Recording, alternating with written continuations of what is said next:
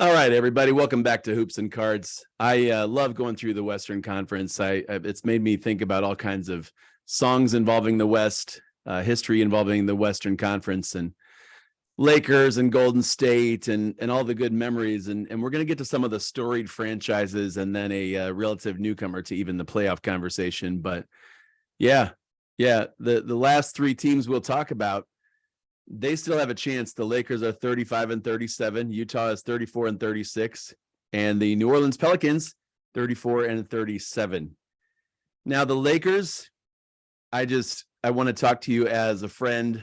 Most often, guys, that's my goal, to add value to what you do or to give perspective on basketball cards as they relate to the collector and investor. As a collector, I love this time to focus on players that I enjoy collecting. LeBron James being out for a little while. I'm collecting some of the new ones. I mentioned the Netmarbles gold press proof. Like some of these limited edition or game worn materials included. Like it is a good time to buy LeBrons, but it's even a better time to wait 6 months to buy LeBrons. The Lakers, somehow they're winning without LeBron, and I mean, maybe without Russell Westbrook was all they needed to do. I don't know, but they could continue this. Friends, they look really good. You might want to just know the names, Lonnie Walker IV and Jared Vanderbilt, and certainly Anthony Davis, but he's too risky for me with the injury history. But let me move on to the Utah Jazz. The Utah Jazz are still mathematically in it. Do you remember? Gosh, it seems like a former life when the Jazz were first in the West and they were the talk of the new season, and Lauri Markkanen still has a case for being most improved. In fact, if it comes down to him and Shai Gilgeous-Alexander, I would vote for him, not because he's better than SGA, but I think we already knew SGA was awesome. This is just the first time that his team allowed him to play into February and March. Like they were pretty clearly not trying to win games, not trying to make the playoffs in previous years so they could get big picks like Chet. But the Utah Jazz, interesting to watch. They've got some dudes, they've got some names. You might have seen Talen Horton-Tucker blow up and have some big scoring nights.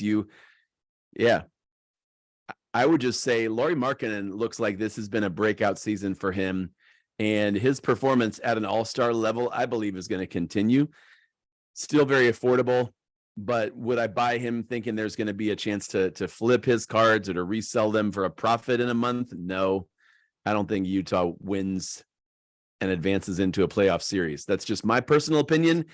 If you are from the SLC and you disagree with me, give me a shout out. Tell me why. Make your case, Laker fans, Jazz fans, Pelicans fans. Tell me why you think those teams have a chance to wrap this up and be one of the final 8 or final 6, as it were. Message me at Hoops and Cards on Instagram. Love getting your messages, people. Love hearing from you as new listeners, like where y'all from. That's always fun for me. And your takes, because sometimes you can shoot back and say, man, you don't know how good these Lakers are and how they're balling out and who Michael Beasley is. You don't know that Austin Reeves is now the next Dan Marley. You don't know what you don't know. So tell me what I don't know at Hoops and Cards, or, if you want to email me, I'm always down with that. Gary at hoopsandcards.com is the email address. And friends, the last team that I think has a mathematic chance, I don't even think they have a chance, analytics, to get in there. It's the New Orleans Pelicans. Now they're going to need some help and they're going to need some wins over these next 9 or 10 games. But they're not playing. Something's not right there. You've got loads of talent still in the lineup. Even with Zion out, they're able to put a lineup out there that includes Jonas Valanciunas, Brandon Ingram, CJ McCollum. Those are your big 3 that they depend on. Then you've got steady Herb Jones. You've got Trey Murphy, who can shoot the lights out and was in the dunk contest. You've got some guys. I mean, they've got Jose Alvarado. They've got other guys that step up and contribute. Najee Marshall. Say that 10 times fast. Najee. They have some good players. And long-term, I really like Trey Murphy III. I do. It's been hard for me as a Brandon Ingram defender, a Brandon Ingram buyer. Like I've bought and believed in Brandon Ingram cards and Brandon Ingram's talent for quite a while. I just don't think this team does anything playoff wise until everybody's healthy. And that may never happen. Like what is Zion, like contract for Zion Williamson going to look like? What will their future be? What are they doing with all those other young pieces, parts, and Jackson Hayes? Like I don't know. What I do know is they're trying to do something now. When they went and got CJ McCollum, they've made some of the trades that they have to gain picks and draft capital. I think they're trying. They're spending on their big three: Zion, Brandon Ingram, and CJ McCollum, and then putting other guys around them that can do stuff. Valanciunas is a big man and a big contract. So what am I saying? I'm not investing in any Pelicans. I'm keeping my eye open because they've got so much young talent.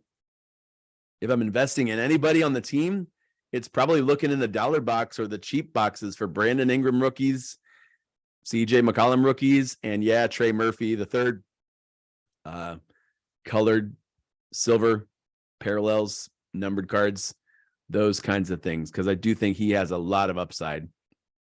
Herb Jones, it just hasn't panned out his sophomore year, his second year in the NBA, to do a lot more. So, and friends, so that's a view of the wild, wild west. Dallas, Golden State, Oklahoma City, Minnesota, Lakers, Utah, New Orleans. Of all those teams, players that could get in and make a difference, make an impact, I'm very big on Shai Gilgeous-Alexander. I think it's going to be fun to watch what they can do. Jalen Williams as well. Like those two.